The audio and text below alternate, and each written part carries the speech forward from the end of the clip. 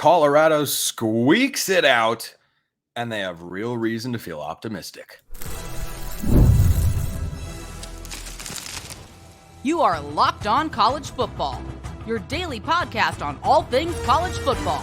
Part of the Locked On Podcast Network, your team every day. Welcome, everybody, to this reaction episode of Locked On College Football. I'm your host, Spencer McLaughlin. Thank you so much for making this your first listen or your first view post Colorado, North Dakota State viewing. We've got reaction here coming from Minnesota and North Carolina. Oh, boy. And a look ahead to one of the games of the week on Sunday. That's LSU and USC. This episode brought to you by 5 Hour Energy. Fixes tired fast. That's what it does. With zero sugar, convenient portable size, it's the perfect pick-me-up for getting stuff done. Go to 5hourenergy.com and use promo code LOCKEDONCFB to receive 20% off your order. This offer is only valid till September 30th. On one order, cannot be used with other promotions. Go to 5hourenergy.com today. So Colorado gets it done. I was supremely, confident in the Buffs going into this game. And might I remind you, for those who want to roast my prediction, that Colorado was 1 4th down stop away from a double-digit victory. If you had Colorado minus 9.5, that's a tough break. That is the old backdoor cover, but that doesn't actually matter in the grand scheme of things. What does matter is how Colorado looked in this game and why I'm optimistic about what I've said about the Buffs the entire offseason. They're better than they were in 2023. They're not a Big 12 championship contender. They are not at that level. That is not how they played tonight. I don't think that's how they can play this year. But guess what? They showed tangible signs of growth. How many times was Shedeur Sanders sacked tonight? 1.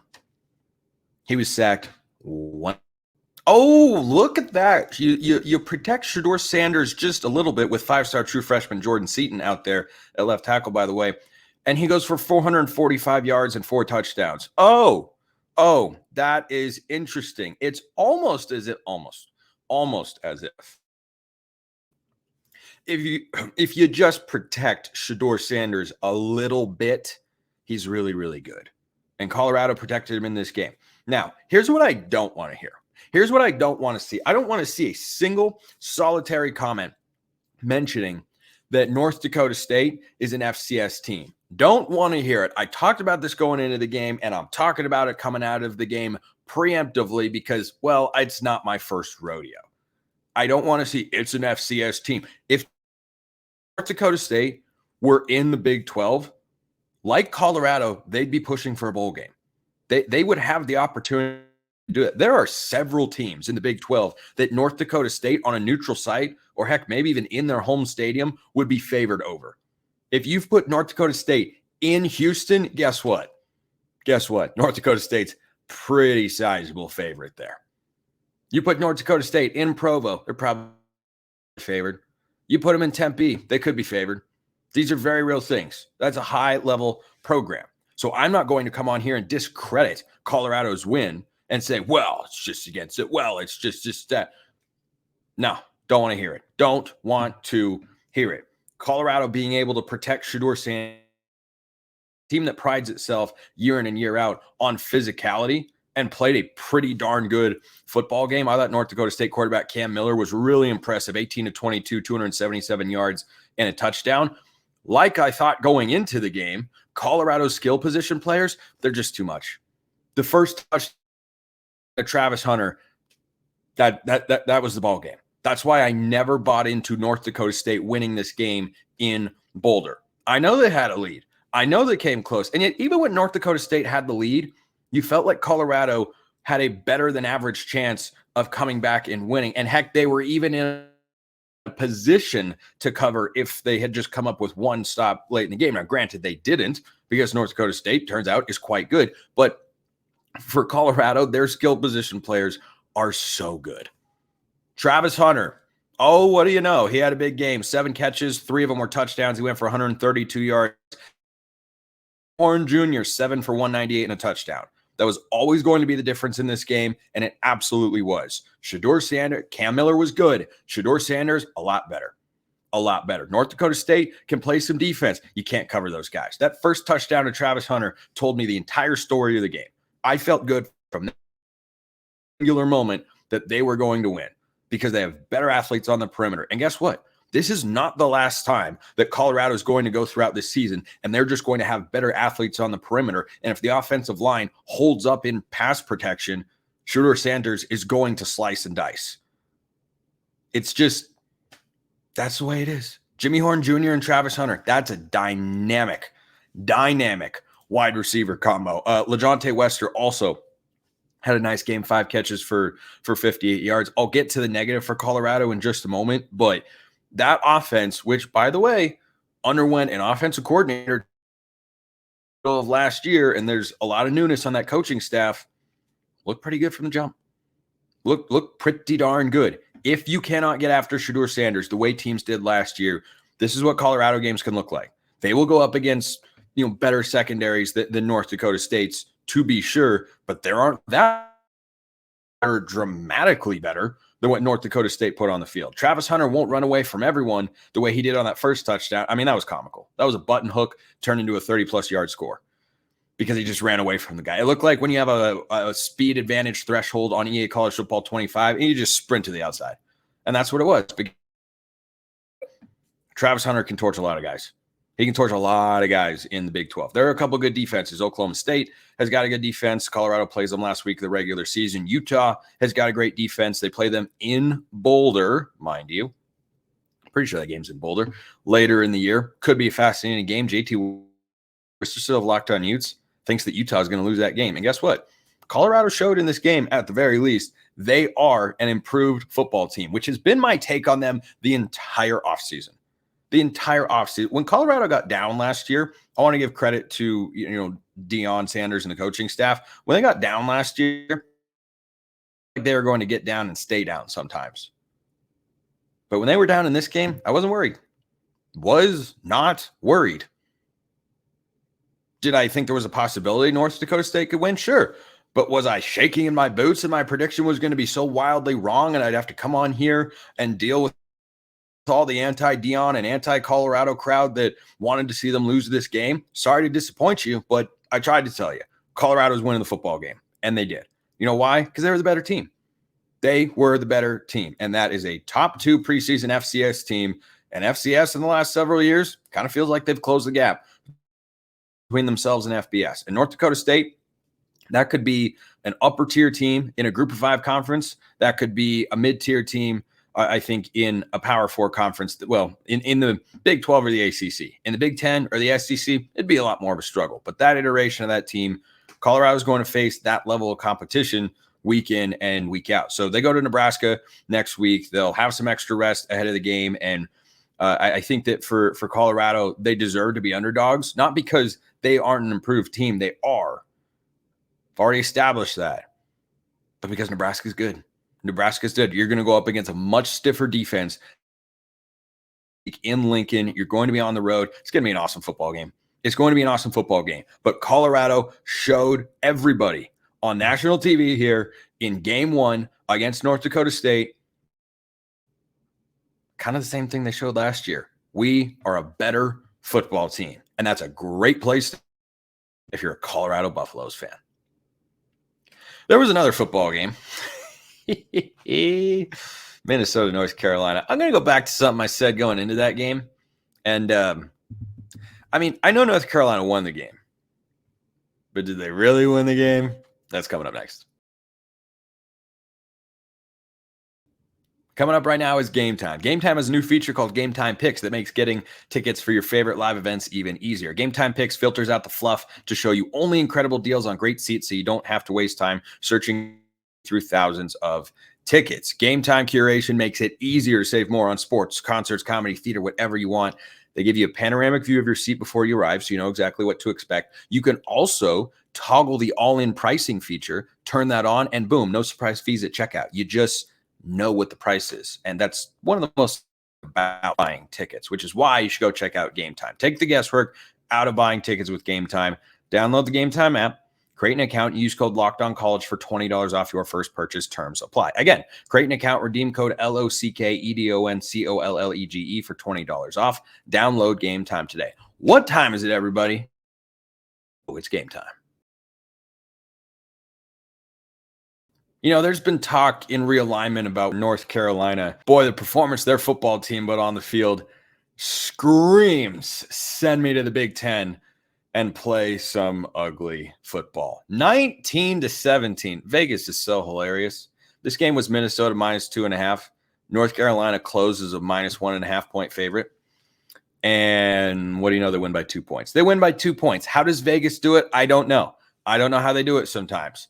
But that's that's a sweaty cover. Now, Minnesota had a 47-yard field goal to win the game, and boom, they missed. Kickers were mostly really good in this one, but they missed. Well, Noah Burnett was better than Dragon Kessick for Minnesota, who missed 2 field goals in the game, which is unfortunate when you lose by 2 points, to be sure, and spoiled my prediction of Minnesota winning the game. No one actually won here. I know North Carolina is 1-0. Whoop-dee for now. You feel for Max Johnson, who's been a journeyman in college football, LSU, Texas A&M, now North Carolina. They had to go to the backup after he got injured. But allow me to read you his numbers for anyone who was not on board with my Max Johnson is not that good take. 12-19, 71 yards and a pick. It's not great. It's not great. And that's just kind of what he's been. Did I want to see him get injured? No, of course not. Of course not. It sucks for the kid. And Connor Harrell is now going to take over for North Carolina. We'll see how that goes for the Tar Heels this season. That's one way they lost. But the second way is you went to your workhorse. I talked about the running backs going into this game. Minnesota's star running back, unfortunately, was not able to go. And their ground game struggled a little bit as a result. But North Carolina, the same cannot be said. Though it wasn't an incredibly efficient night, Amarian Hampton, 30 carries, 129 yards. So that's what I know about North Carolina. They're good at the running back position. But do they have anything else? I mean, I know North Carolina's on the road here. Winning on the road in college football is a tremendously difficult thing to do. Let me read you the numbers on the other side. Props to the North Carolina defense. We've got a new staff over there. And they've got a new offensive line, too, which didn't look particularly strong in this game. But I said going into it, I feel like the winner's going to be whoever gets more out of the quarterback position. Well, that turned out to not be true because Mac Brosmer, the FCS transfer to Minnesota, 13-21, 166 yards, no touchdowns, no picks. And that was the better quarterback stat line. North Carolina quarterbacks, 14-23, 105 yards and interception, and yet they win the football game. I have news for you, North Carolina. That's not going to win you very many football games. Minnesota could be in for a long year in the Big Ten if they can't put up 20 points at home. But North Carolina plays Charlotte and North Carolina Central and James Madison. It's a favorable schedule. I'm telling you right now, barring a massive change in play style and output and production, I'm picking them to lose at Duke with Manny Diaz, and Malik Murphy on September 28th. Pitt, Georgia Tech, they have 5 of their next 6 games at home. That's the good news. They could very easily lose at least 2 of the first 3 should be gimmies because you're playing non-power 4 teams. Watch out for James Madison, though, coming out of the Sun Belt. Duke, Pitt, Georgia Tech, at Virginia, at Florida State, at Boston College, NC State. It's not a brutal schedule. And I do not have high hopes for the Tar Heels. I was down on North Carolina coming into the year for a variety of reasons. Quarterback, head coach, recruiting last few years had taken a dip from what it once was under Mac Brown, and they didn't show me anything. The question I asked going into this game, can either of these teams showcase some juice? Can either of these teams put a product on the field that excites anybody, that shows they're more than what they are? No, they didn't show that in week 1. It's a long season. You can dub this a week 1 overreaction. You do it every year.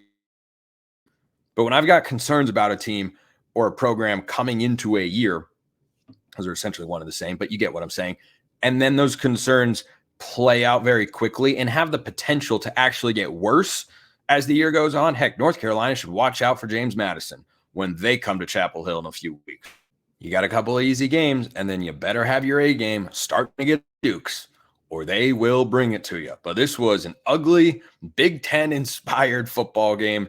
I'll get to Minnesota in just a moment, but North Carolina, you had the chance to showcase, hey, well, I mean, at least they won the game. Might be down your starting quarterback for a while. And if the backup wasn't able to beat out the starter, who before the injury was utterly unimpressive,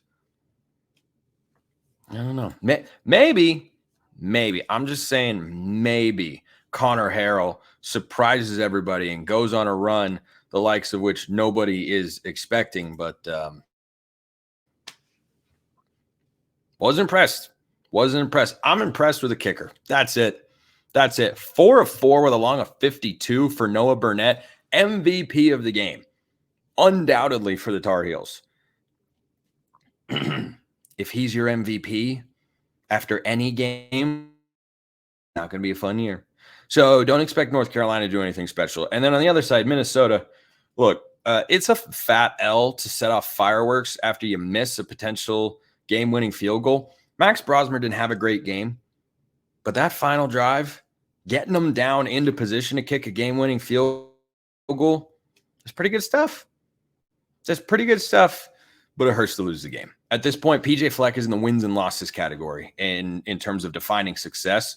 There are no moral victories. He's been there for too long and showcased what he is capable of building as a head coach of a Big Ten program. And yeah, that wasn't exactly how you want to start the season if you're the Golden Gophers. So for Minnesota going forward, their schedule looks like this: Rhode Island, Nevada. All right, you'll have a couple of wins, 2-1 with a close loss going into Big Ten play. SpaghettiOs.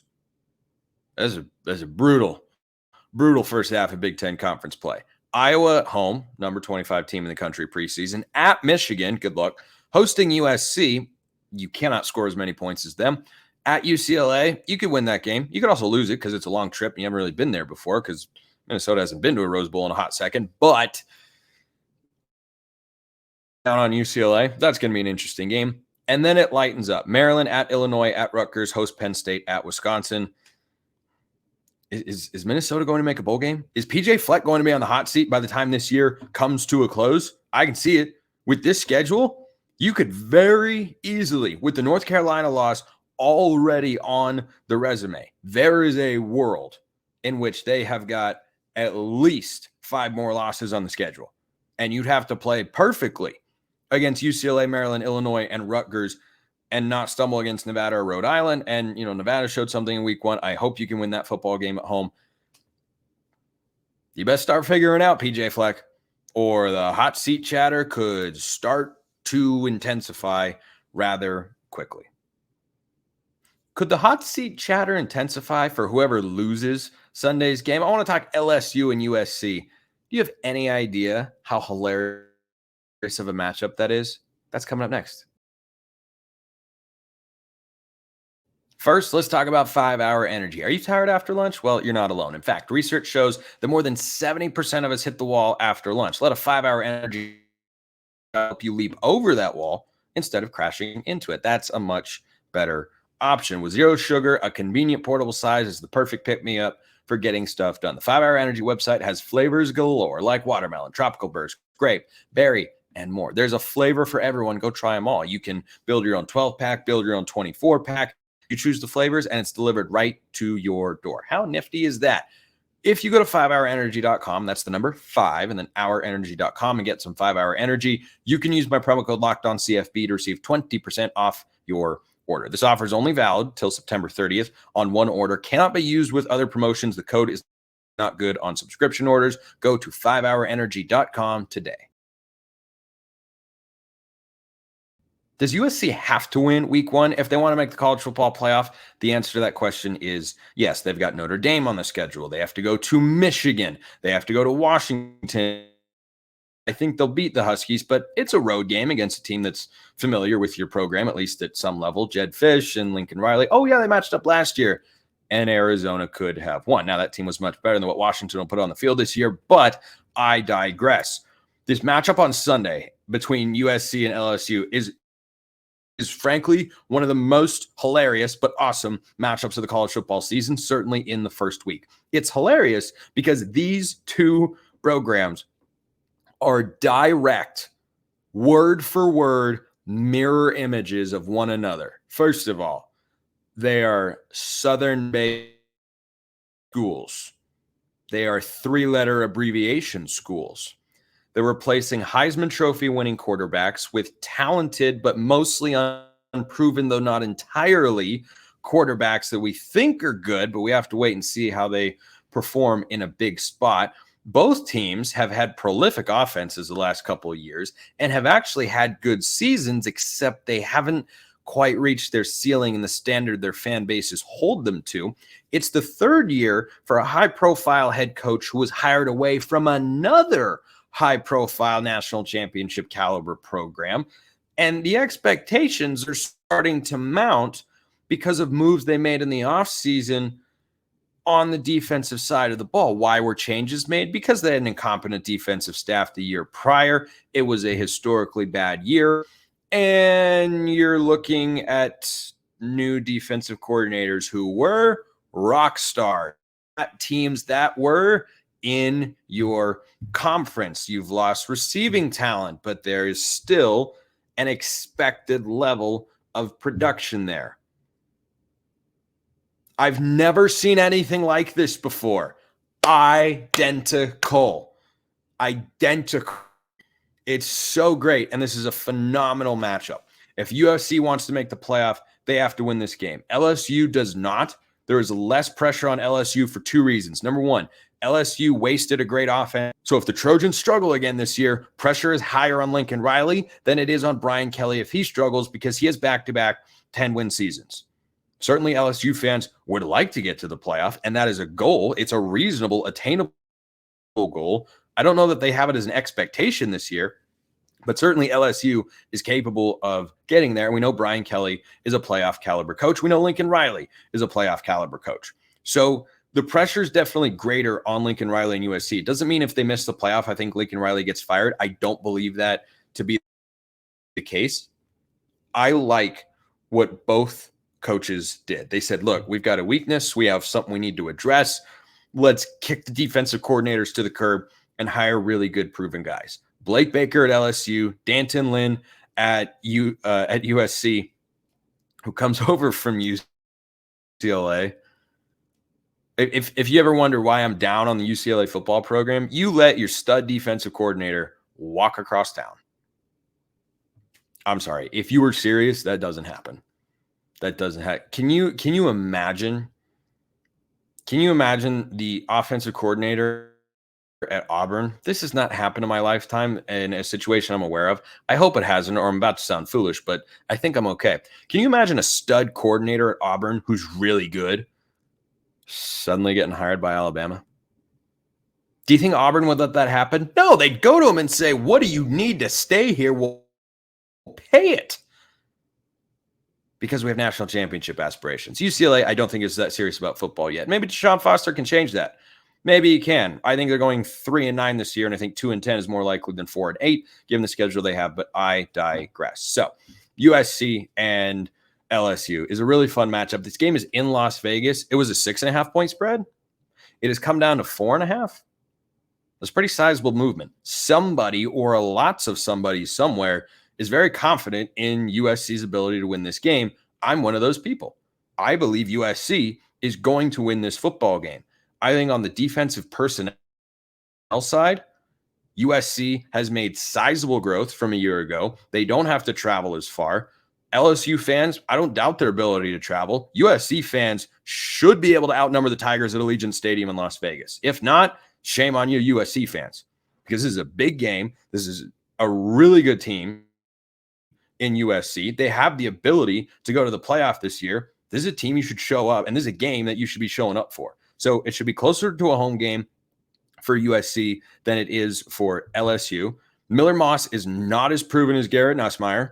He's not been around college football for quite as long. I don't remember exactly when they both came into college football off the top of my head, but Garrett Nussmeier, I believe, has attempted more passes so far in his career than Miller Moss. And I like Miller Moss and what he showed in the Holiday Bowl against Louisville. I like Garrett Nussmeier. Both guys incredibly capable. So it comes down to whose offensive staff do I trust more? Answer's USC, because Lincoln Riley is still there. Mike Denbrock is no longer the offensive coordinator at LSU. He got hired away to Notre Dame, which is part of the reason I think that Notre Dame is going to beat Texas A&M in College Station on Saturday with College Game Day in attendance and Kyle Field likely to be absolutely positively rocking. So I have more faith in USC's ability to reload on the offensive side of the ball because it's a far more proven offensive staff / play caller. And on the defensive side, I think both units take a step forward. And I think that then leaves you down to, well, which offense are you going to trust more? My answer is USC. And I think USC's personnel has been grossly misused. I think so too was LSU's. Don't get me wrong. You find plenty of blue chip talent on both defenses here that just haven't been maximizing their potential over the last couple of seasons. So I think this is a really fun, entertaining game. Excited to watch it on Sunday night. I'll certainly have a reaction show up to that one whenever it wraps up. But I like USC. I like USC in this game, 34-28. I think the first team to hold the other under 30 is going to win. Neither one of these defenses is going to suddenly become an elite unit that just dominates their conference and propels them to a conference championship. But, excuse me, are they capable of taking steps forward? The answer is yes. And I think both staffs are going to have that sort of immediate impact. And I think USC prevails 34-28. They're a 4.5-point dog. I've seen bigger underdogs than that win in college football. So that is it for today's reaction show. If you have not already, please like, comment, subscribe, rate, and review wherever you listen to or watch this show. I appreciate you all very much. I will have a reaction show up after the biggest games on Saturday. We'll see about what the timing is because I will be in attendance at another game, but I promise the content will continue to flow. Appreciate everyone listening. I will see you next time. And until then, hope you have a wonderful rest of your day.